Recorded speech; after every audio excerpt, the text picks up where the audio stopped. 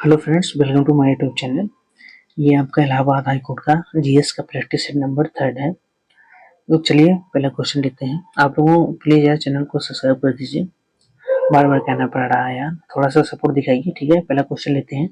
निम्नलिखित में से किस जगह पर बुद्धि को ज्ञान को प्राप्ति हुई थी? जो बुद्ध थे, महात्मा बुद्ध, उनको ज्ञान की प्राप्ति कहाँ हुई थी? कार्ली में हुई थी, सारनाथ में हुई थी, बोधगया में, लुम्बिनी में, कहाँ हुआ था? तो आपका ऑप्शन नंबर कौन सा सही हो जाएगा? Option number B is the right हो जाएगा। बोधगया में हुआ था, बिहार में है। निरंजना नदी के किनारे हुआ था, ये भी यहाँ पीपल ब्रिज के नीचे। आप लोग इतने पॉइंट ध्यान रखेंगे। इनका जन्म जो है 563 ईसा पूर्व में हुआ था। कितने में हुआ था भैया? 563 बीसी में। ठीक है, और ये आप ध्यान रखेंगे 29 वर्ष की अवस्था में जो है इन्होंने घर त्याग दिया था, जिसे क्या कहते हैं? महाविनिष्क्रमा कहते हैं इस घटना को। ठीक है, 35 वर्ष की अवस्था में इन्हें जो है वैशाख पूर्णिमा के दिन ज्ञान की प्राप्ति हुई थी। इतने पॉइंट है वो ध्यान रखेंगे। अगला क्वेश्चन देख लेते हैं। अगला कह रहा है, निम्नलिखित में से किसने विजय साम्राज्य की स्थापना 1936 में की थी? बताइए, 1936 में किसने विजय साम्राज्य की स्थापना की थी? सलुआ हो जाएगी, राम राय हो जाएगी, कृष्ण देव राय हो जाएंगे, हरिहर और बुक्का हो जाएंगे। इसमें आपका option number D is the right हो जाएगा। विजय साम्राज्य की स्थापना किसने की थी? हरिहर और बुक्का जी। ठीक है, अगले क्वेश्चन पे चलते हैं। अगला देख लेते हैं। निम्नलिखित में से स्वतंत्र भारत का सबसे पहला उप प्रधानमंत्री कौन था? लॉर्ड किस आडवाणी जी थे, मोरारजी देसाई जी थे, जगजीवन राम थे, वल्लभ भाई पटेल थे। कौन सा हो जाएगा ऑप्शन?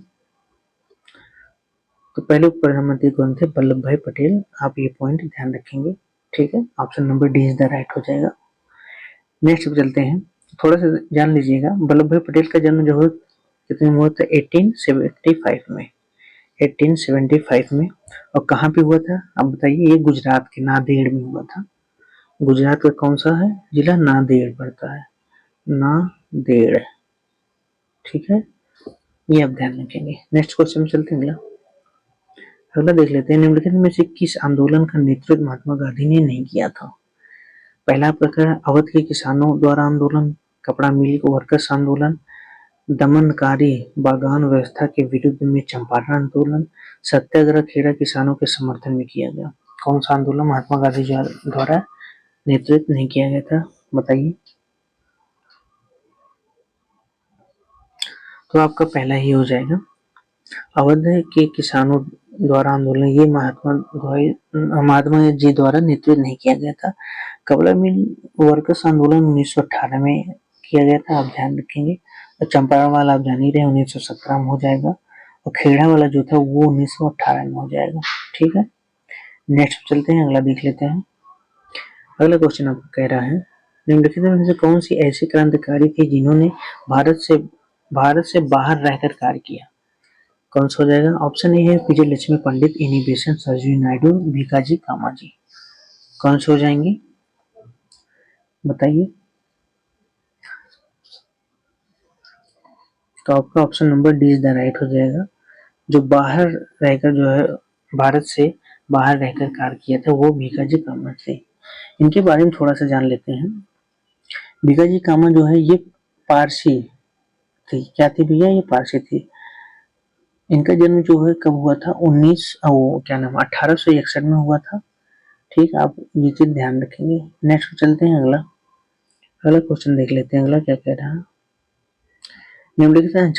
निम्नलिखित अक्षांशों में से किस अक्षांश पर 21 जून को 12 बजे दोपहर को सूर्य की किरणें सीधे पड़ती हैं? आपका अक्षांश दिया गया है, देख लीजिए। 7 डिग्री 30 मिनट साउथ है, मतलब दक्षिण हो जाएगा। 23 डिग्री 30 मिनट उत्तरी हो जाएगा। 23 डिग्री 30 मिनट दक्षिणी हो जाएगा। 66 डिग्री 30 मिनट उत्तरी अक्षांश हो जाएगा। कौन सा हो जाएगा? ऑप्शन नंबर आपका कौन सा सही हो जाएगा? बी इज द राइट हो जाएगा। बी कौन सा है? 23 डिग्री 30 मिनट उत्तरी अक्षांश। ठीक है, नेक्स्ट चलते हैं। अगला देख लेते हैं।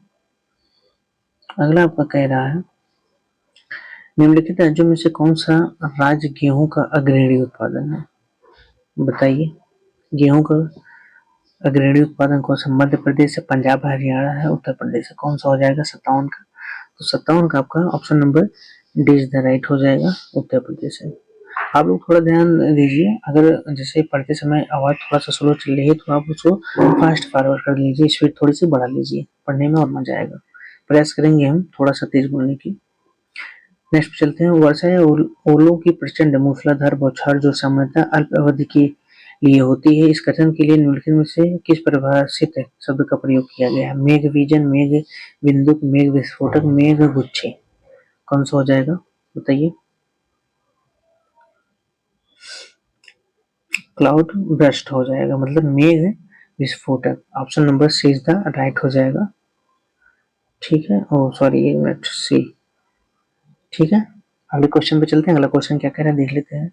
उष्णकटिबंधीय घास भूमि में से कौन सा अन्य नाम से भी जाना जाता है? अच्छा, पहला है वेल्ड है, प्रेरीज है, सवाना, स्टेपेज है। उष्णकटिबंधीय भूमियों में से इसको अन्य नाम से जानते हैं, बताइए? 59 का कौन सा हो जाएगा? Option number B is the right हो जाएगा, ये सवाना को। ठीक है, बी इज द राइट हो जाएगा, सवाना को। वेल्ड अफ्रीका में पाया जाता है, डाउन्स जो है ऑस्ट्रेलिया में पाया जाता है। आप लोग घास भी जितने भी मैदान है थोड़ा सा पंपास, कंपार, लूनोज, ये सब थोड़ा सा पढ़ लेंगे तो ज्यादा बेटर रहेगा। नेक्स्ट पे चलते हैं, वैसे हम प्रैक्टिस करवा देंगे उसकी भी, टेंशन न लीजिए। अगला क्वेश्चन कहता है, निम्नलिखित में से ऊर्जा का कौन सा स्रोत नवीकरणीय योग्य नहीं है? प्राकृतिक गैस, सौर ऊर्जा, पवन ऊर्जा, ज्वारीय ऊर्जा, कौन सा हो जाएगा बताइए? तो आपका option number A is the right हो जाएगा, प्राकृतिक ऊर्जा जो है नवीकरणीय योग्य नहीं है। नेक्स्ट चलते हैं, अगला देख लेते हैं। भारत के 31वें मुख्य न्यायाधीश कौन थे बताइए? राजेंद्र दमन लोढ़ा थे, एच एस कंपाडिया थे, मार्क डी कटजू थे, अल्तमस कबीर। बताइए चीफ जस्टिस ऑफ इंडिया 41 कौन थे? तो आपका हो जाएगा option number A is the right हो जाएगा, राजेंद्र मल लोढ़ा। यही भैया 31वें जो है चीफ जस्टिस ऑफ इंडिया थे। ठीक है, नेक्स्ट क्वेश्चन पे चलते हैं। अगला देख लेते हैं, अगला कह रहा है, भारत में संघीय मंत्री परिषद सामूहिक रूप से किसके प्रति उत्तरदायी होते हैं? ऑप्शन ए है भारत के राष्ट्रपति, केवल लोकसभा के प्रति, केवल राज्यसभा के प्रति, संसद के दोनों सदनों के प्रति, कौन सा ऑप्शन हो जाएगा? तो आपका option number B is the right हो जाएगा, केवल लोकसभा के प्रति जो है उत्तरदायी होते हैं। ठीक है, नेक्स्ट चलते हैं, अगला क्वेश्चन देख लेते हैं। अगला क्वेश्चन कह रहा है, भारत के संविधान के अनुसार निम्नलिखित में से कौन सा एक मौलिक कर्तव्य नहीं है? ध्यान दीजिएगा, मौलिक कर्तव्य नहीं है पूछा है। पहला ऑप्शन है प्रेस की स्वतंत्रता की रक्षा करना, बी आपका कह रहा है सार्वजनिक संपत्ति की रक्षा करना, सी आपका कह रहा है अपनी समृद्ध विरासत को बजाय रखना, और डी आपका कह रहा है भारत की एकता और अखंडता की रक्षा करना। तो कौन सा इसमें पूछा है कर्तव्य मौलिक कर्तव्य नहीं है? बताइए, ऑप्शन दीजिए। तो इसमें आपका option number is the right हो जाएगा, प्रेस की स्वतंत्रता की रक्षा करना, ये मौलिक कर्तव्य नहीं दिया गया है। आप ध्यान देंगे, बलशा संविधान संशोधन 1976 स्वर्ण सिंह समिति द्वारा जो है भाग 4 का में अनुच्छेद 51 का को जोड़कर नागरिकों को कुल 11 मौलिक कर्तव्य का प्रावधान किया गया है। ठीक है, नेक्स्ट चलते हैं, अगला देख लेते हैं। अगला क्वेश्चन आपका है, नीचे दी गई धातु में कौन विद्युत की सर्वोत्तम चालक है? सोडियम है, एल्युमिनियम है, कॉपर है या सिल्वर है? बताइए कौन सा हो जाएगा? विद्युत का सर्वोत्तम चालक कौन सा हो जाएगा? तो आपका option number D is the right हो जाएगा, कौन सा भैया? सिल्वर, यानी कि चांदी जो है विद्युत की सर्वोत्तम चालक है। ठीक है, इसके बाद क्या आता है? कॉपर आएगा, फिर एल्युमिनियम आएगा। सबसे ज्यादा चांदी होता है, फिर कॉपर होता है, तब एल्युमिनियम होता है। ठीक, नेक्स्ट चलते हैं, अगला क्वेश्चन देख लेते हैं। अगला क्वेश्चन आपका है, अगला क्वेश्चन है CH4 में कार्बन की संयोजकता क्या है? 1 है, 3 है, 4 है, 2 है, क्या है बताइए? ये तो आपको दिख ही रहा है, ये क्या है? Option number be the right हो गया, 4 हो जाएगा। अगले क्वेश्चन पे चलते हैं। अगला क्वेश्चन है, मानव हृदय में कितने कोष्ठ होते हैं? बताइए। एक होता है, दो होता है, तीन होता है, चार होता है, कितने होते हैं? कितने कक्ष होते हैं बताइए? तो आपका option number is the right हो जाएगा, चार होते हैं। ये आप ध्यान रखेंगे, ठीक है। नेक्स्ट चलते हैं, अगला देख लेते हैं। अगला कह रहा है, खादी ग्रामोद्योग द्वारा वाराणसी में शुभारंभ की गई योजना SPIN का पूर्ण रूप क्या है? खादी ग्रामोद्योग द्वारा कौन सा हो जाएगा? ऑप्शन ए क्या आपका है, धागा उत्पादन उद्योग हो जाएगा, भारत का विशेषीकृत उत्पाद हो जाएगा, भारत की क्षमता का मजबूतीकरण हो जाएगा, भारत का धागा उत्पादन, कौन सा हो जाएगा? फुल फॉर्म बताइए इसका, कौन सा हो जाएगा? आपका option number C is the right हो जाएगा, ठीक है, ये वाला आपका राइट हो जाएगा। नेक्स्ट चलते हैं, अगला देख लेते हैं। अगला क्या कह रहा है, गोल क्रांति के उत्पादन से संबंधित है, किससे संबंधित है? आलू है, शहद है, तेज बीज है, भिंडी है, किससे है? गोल है तो जाहिर से आपको पता है किससे है भैया, आलू से संबंधित है, ठीक है। गोल्डन क्रांति जो है शहद और बागानी के उत्पादन से संबंधित होती है। पीली क्रांति जो है तेल बीज के उत्पादन से संबंधित होती है, ठीक है। रजत क्रांति जैसे ये अंडा से संबंधित है, और नीली क्रांति, भूरी क्रांति, ये सब आप लोग पढ़ डालिएगा। नेक्स्ट चलते हैं, अगला है, पेट्रोलियम का संबंध कंप्यूटर के किस भाग से होता है? अच्छा, पेंटियम का संबंध कंप्यूटर के किस भाग से होता है? डीवीडी से होता है, हार्ड डिस्क से होता है, माइक्रो प्रोसेसर से होता है, माउस से होता है, कौन सा हो जाएगा बताइए? तो इसका आपका option number C is the right हो जाएगा, माइक्रो प्रोसेसर से होता है। किससे होता है? माइक्रो प्रोसेसर से। नेक्स्ट क्वेश्चन कह रहा है, अगला क्वेश्चन क्या कह रहा है, यूपीएस का पूर्ण रूप क्या है? United personal service uniform product support है, अंडर पावर सप्लाई है, या अंडर अंडर प्लीट, एक मिनट रुक जाइए, बताइए कौन सा हो जाएगा? ऑप्शन कौन सा सही हो जाएगा?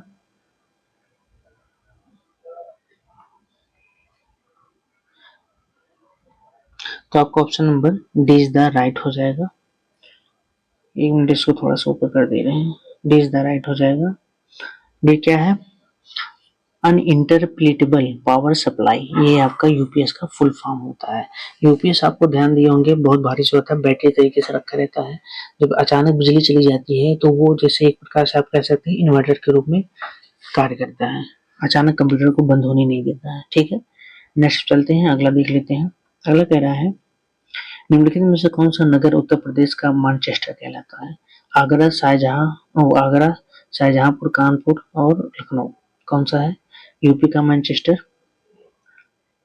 बताइए कौन सा ऑप्शन सही हो जाएगा? तो आपका option number see the right हो जाएगा, कानपुर को ही कहा जाता है उत्तर प्रदेश का मैनचेस्टर, ठीक है। आप लोग कमेंट में बता दीजिएगा भारत का मैनचेस्टर किसे कहते हैं, ठीक है। नेक्स्ट चलते हैं, अगला, वाराणसी के निकट स्थित मड़ुआडीह किस स्थान के नाम के लिए प्रसिद्ध है? जो ये संस्थान है मड़ुआडीह किस संस्था के लिए प्रसिद्ध है बताइए? वाराणसी के पास ही है। भारतीय आयुध कारखाना है, Hindustan aeronautics limited, diesel locomotive workers और भारत इलेक्ट्रॉनिक्स लिमिटेड, किसके लिए प्रसिद्ध है मड़ुआडीह? ये आपका हो गया मड़ुआडीह, बताइए किसके लिए प्रसिद्ध है? आंसर कीजिए। ये आपका हो जाएगा डीजल लोकोमोटिव के लिए बहुत फेमस है, यूपी स्पेशल में आप लोग पढ़े होंगे, ठीक है। नेक्स्ट क्वेश्चन पे अगला देख लेते हैं। हाल ही में नीले रंग की चींटियां की नई प्रजाति की खोज की गई। अच्छा भैया, नीले रंग की चींटियां आ गई, देख लीजिए। ये कहाँ की गई? असम पे हुई है, मेघालय में, अरुणाचल प्रदेश, गुजरात, कहाँ पे किया गया है? तो आपका option number see the right हो जाएगा, अरुणाचल प्रदेश में। ध्यान दीजिएगा, कौन सी चींटी भैया? नीले रंग की, नीले रंग की चींटी की नई प्रजाति की खोज अरुणाचल प्रदेश में किया गया है, ठीक है। नेक्स्ट चलते हैं, अगला देख लेते हैं। अगला आपका कह रहा, वह भारतीय क्रिकेटर जिसने 2 जून 2024 को क्रिकेट के सभी प्रारूपों को आधिकारिक रूप से संन्यास की घोषणा की। अच्छा, वो कौन है भैया बताइए? आपका ऑप्शन है जो है, रोहित शर्मा है, विराट कोहली है, अंबाती रायडू है, दिनेश कार्तिक है, कौन है? तो ये आपके हो जाएंगे option number D is the right हो जाएगा। दिनेश कार्तिक जी है, वो सभी खेलों से संन्यास लिए हैं। अगला क्वेश्चन देख लेते हैं, करंट का ही है, लास्ट क्वेश्चन है। आप लोग प्लीज चैनल को सब्सक्राइब कर दीजिए। अगला क्वेश्चन आपका कह रहा है 21 जून 2024 को 10वां अंतरराष्ट्रीय योग महोत्सव का आयोजन कहाँ किया गया है? कब हुआ था ये भी आप ध्यान देंगे। अंतरराष्ट्रीय योग दिवस कब मनाया जाता है? तो आप बताएंगे 21 जून को। साथ में ये भी तैयार होता रहेगा। और ये आपकी जो अंतरराष्ट्रीय योग दिवस मनाया गया ये कौन सा 10वां था, ठीक है।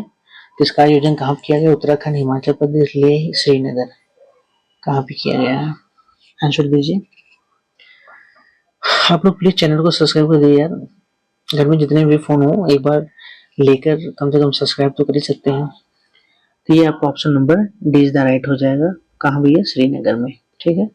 चलिए मिलते हैं कल फिर नेक्स्ट नए एक प्रैक्टिस के साथ। Thank you so much, bye bye.